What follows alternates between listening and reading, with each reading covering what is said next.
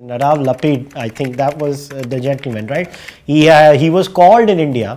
उनको बुलाया गया था इधर एक वक्तव्य देने के लिए, और उन्होंने वक्तव्य में कुछ विशेष टिप्पणियाँ की थी कश्मीर फाइल्स के ऊपर कि कश्मीर फाइल्स ये करती है. सो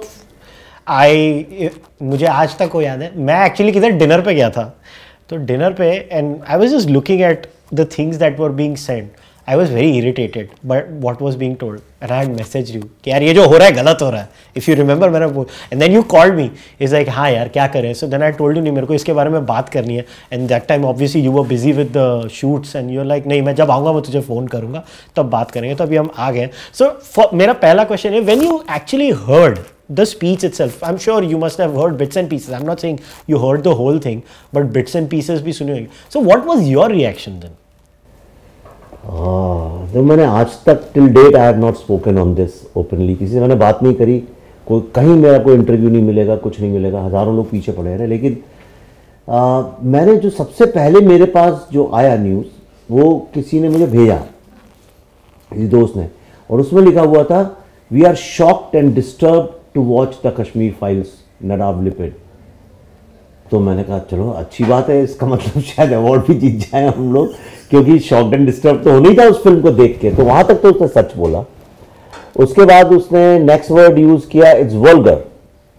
तो वो भी मुझे लगा इसने तारीफ में बोला है, मैंने सही बोला है, जिस तरह से the kind of killings and the kind of genocide और ethnic cleansing, whichever term you want to attach to it, whatever happened in Kashmir, to whomever it happened, it was very vulgar, inhuman. तो मुझे लगा हाँ, shock, disturbing, vulgar, ठीक है. फिर उसके बाद जब मैंने जाके सर्च किया तो एक और वर्ड एडिट था, वो था propaganda. Not only that, on top of that he said that ऐसी फिल्में तो अलाउ ही नहीं होनी चाहिए. I don't know who allowed this film. So मैं एक सेकंड में समझ गया. I know the guy also, I know his views on Kashmir, I know his views on Israel Palestine conflict, and I know who he is close friends too. तो मुझे पता है वो पॉलिटिक्स अंदर की. I don't want to talk about it on the podcast, पर लेकिन वो एक पूरा एक पॉलिटिक्स थी, एक गैंगिंग अप थी, और that because of that ganging up he said that. और main thing was they didn't want this film to reach international market. Other right, India में तो रिलीज हो चुकी थी, कुछ फ़र्क ही नहीं पड़ता था. और it's not just a coincidence that just few days back before this thing started, the festival, Anurag Kashyap had openly said that Kashmir Files must not go for Oscars. तब ऑस्कर का जिक्र भी नहीं हो रहा था, मतलब nobody cared about Oscars. वो तो नवंबर दिसंबर में प्रोसेस शुरू होती है. तो ये सब चल ही रहा था, and in between that this guy said this. पर what really shocked and disturbed me was he said it in the presence of the INB minister. He said in presence of the secretary INB. He said in the presence of deputy secretary INB. He said in the presence of the managing director of NFDC, which organized the event. He said it in front of the steering committee of the festival. He said it in front of all 3, 4, 5 different jury members of the festival. Now, why I'm saying this? Why it is important to know this? Important is that this film was by a jury selected for Indian Panorama. Nothing in Indian Panorama can be selected without the signature of the managing director and the secretary and definitely the minister. Yeah. Okay. कई लोग तो ये भी कहते हैं कि opposition वाले तो ये भी शिकायत लगाते हैं कि INB मिनिस्ट्री का कोई भी काम जो है वो बिना PMO के थ्रू होता नहीं है. ओके, तो तरह तो which means I don't know about PMO, but definitely I know for sure that INB minister तक वो बात जाती है.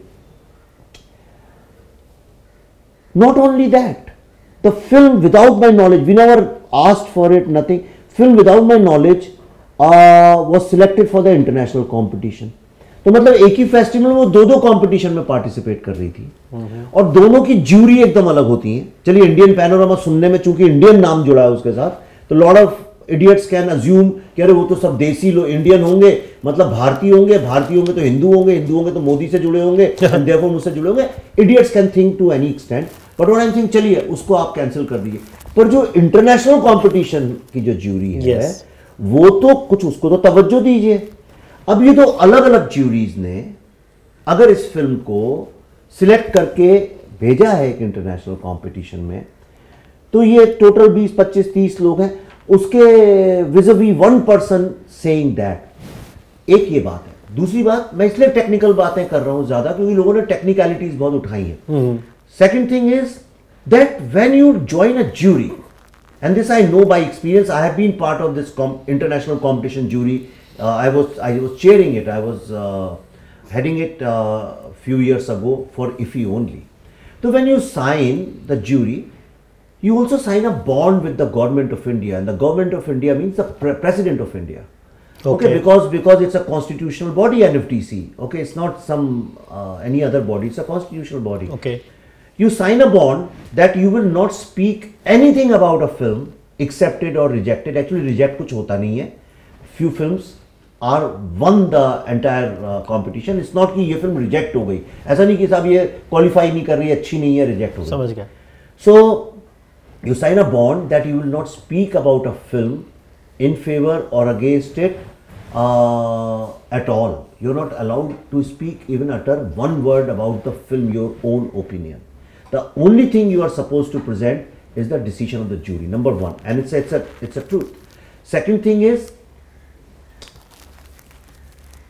कि बॉन्ड साइन करने के बाद भी एक आदमी की हिम्मत कैसे हुई कि उसने इफ्फी के क्लोजिंग उसमें, और देयर वाज नो नीड, ऐसा नहीं है कि कोई प्रेसिडेंस है, कोई ज़रूरत है, कोई फिल्मों पे कमेंट। आज तक आप इतने फेस्टिवल्स हुए दुनिया में, आप किसी भी फेस्टिवल को चेक कर लीजिए, पूरे फेस्टिवल्स की हिस्ट्री में आज तक किसी ने खड़े होकर नहीं बोला कि कोई फिल्म क्यों नहीं सिलेक्ट होनी करनी चाहिए। इसलिए तो आपको बैठाया था कि भाई आपको कोई चीज़ अच्छी नहीं लगती है तो आप उसको मत जिताइए। तो आपको नहीं अच्छी लगी थी, आप मत देते उसको वोट, आपने जो नहीं भी दिया।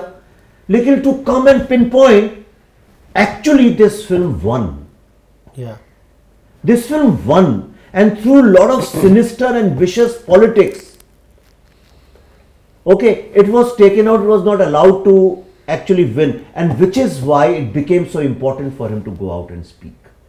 जो नहीं कहते हैं, जो आदमी किसी का कत्ल करता है, मर्डर, हमेशा कुछ क्लू छोड़ जाता है, and this is the biggest clue, because something which is not required, nobody is asking you, you are not supposed to tell, you are legally bound not to speak about it.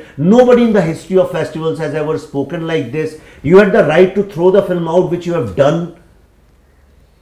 Still you had such a deep desire and need to go out on stage to say this.